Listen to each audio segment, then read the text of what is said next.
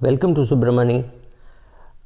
I'm going to tackle a very difficult topic today, and the topic is the total amount of cash that is available in the world to relentlessly buy into the market. Look at the capacity of the investors today who can keep on buying every dip.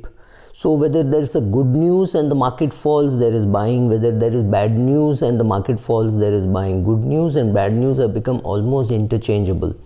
So completely the market keeps going up and up and up simply because there is just enough money chasing it.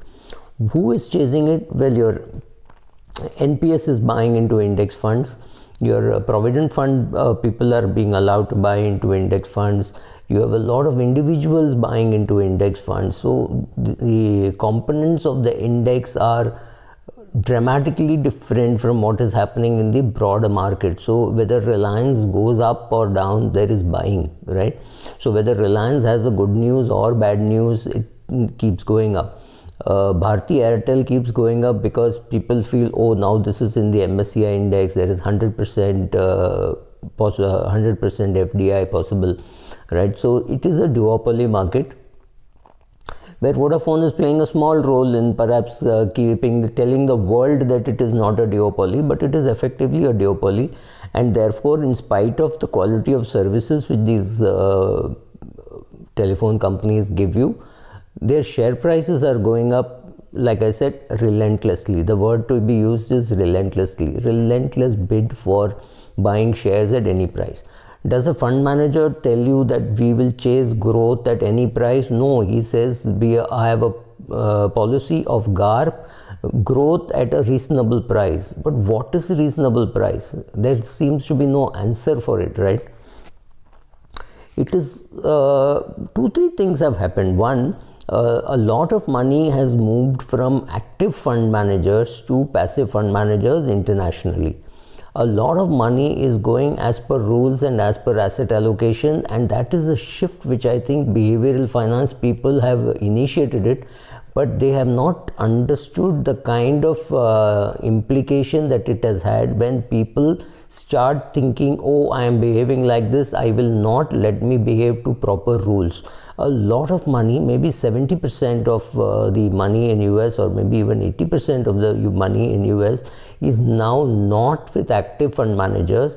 It is with rule-based investors. What I mean is, it is not, everything is not in ETF, everything is not in index fund, but there is something called a smart beta, smart alpha. People are searching for those things, and they know that they have to invest in equities for the long run. Now, what forces them to invest in equities? One is the complete annihilation of the debt market. If you can get 1% return and 2% return, and I'm not talking of US, I'm talking of India. If you try making a deposit with a PSU bank, let's say State Bank of India, and you want to make a 3-year or a 5-year deposit, the best rate that is being offered to you is sub 3%, right? Now, if that is how badly you are going to be treated by the debt market, and believe me, we are already in -5, -6%, or at least -4% yield in debt markets. Indian inflation is nothing less than 7%. So if you're going to get 2% or 3%, even assuming you get 3%, you're at -4.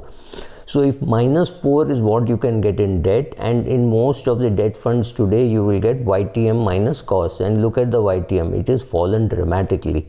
And that was bound to happen with 1.5 lakh crores of government money coming in as a stimulus, available at sub 3%. So therefore your CP rates and CD rates had to fall to sub 1.5 lakh crore, sub 2% or 3%, and that's happening. So all your debt funds have been hit.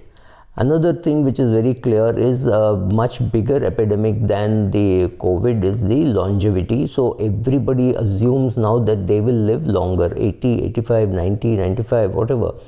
Any assumption seems to be fair because there are people living that long. Of course, there are youngsters also dying, but if your money is being managed by a professional manager, he's bound to tell you that, look, you need to provide for more equity because you're going to live longer, and therefore you have to keep buying. So therefore, again, buying at every dip. And who is buying? Well, the bigger institutions are buying, the American institutions are buying, the Indian institutions are buying, and the panic-stricken 45-year-old who thinks he is completely useless in the new market, where he perhaps may be unable to find a job, and he is sleepless at night, wondering whether he will have a job enough to pay for his own retirement, his children's education, and etc. etc. Now, this guy is not really worried about a nuclear war. He is not worried about Trump. He is not worried about Biden. What is happening in US is a complete joke. So, no, that is not what is bothering him. What is bothering him is he doesn't have enough money for his own goals and his own retirement, and that is worrying him. He does not know whether he will keep his job. So again, relentless buying. What should I do?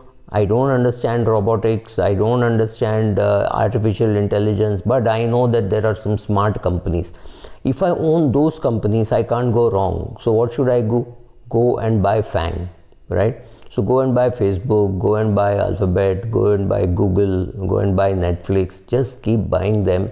If I keep buying them, I know that one day they will all give me very good returns. Why will they give me good returns? Because look at their earnings, look at their cash flow, right? So, but what we are not providing for is the competition that a Netflix could get from somebody else, right? Who could come, somebody else with bigger amounts of cash. That brings us to another problem. What happens if interest rates just don't go up? If interest rates remain at 1-2%, it means anybody who thinks he has a moat because he has got capital is completely wrong. That moat will be destroyed simply because some other person can also raise that much of cash. Now take a group like, say, the Murugappa group. Their acquisitions came very simply because the institutions, IDBI, IFCI and ICICI would go to them and say, look, here is a sugar mill which is not doing well, will you be interested in taking it? And then they would take it and they would get it at a good price. The institutions and the promoters would take a haircut and they would get a new mill or whatever business. That was a good business model to follow. Is that business model anyway available now? The answer is no, because there is somebody sitting with zero capital who can walk up to a manager working in Coromandel and said, look, we have a sick unit. Would you be interested in putting together a team? Maybe bring your team along and maybe bring 10-15 people, maybe bring from competitors, I don't care. We are the venture capitalists, we will fund it. You just bring your team and run it, and for that we will give you 20% of the equity or 15% of the equity, whatever. Just put some numbers to it.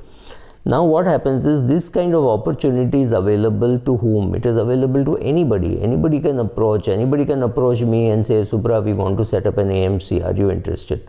Yeah, AMC requires 100 crores. Now that's not very difficult for somebody when you say cost of capital has gone to zero, right? So if interest rates are low, this is bound to happen. So all these put together, there is tremendous amount of chasing, which means buying at every dip, because they've been told you have to keep relentlessly buying equity, so keep buying equity.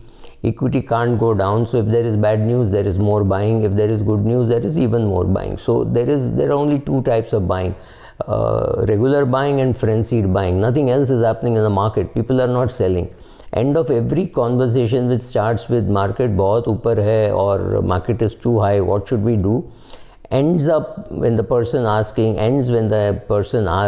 Acha, is there something worth buying? The same guy who thought market was too high, 50,000 was too much and it should not be there, right? The same guys are now saying, can we buy something? So relentless buying is happening.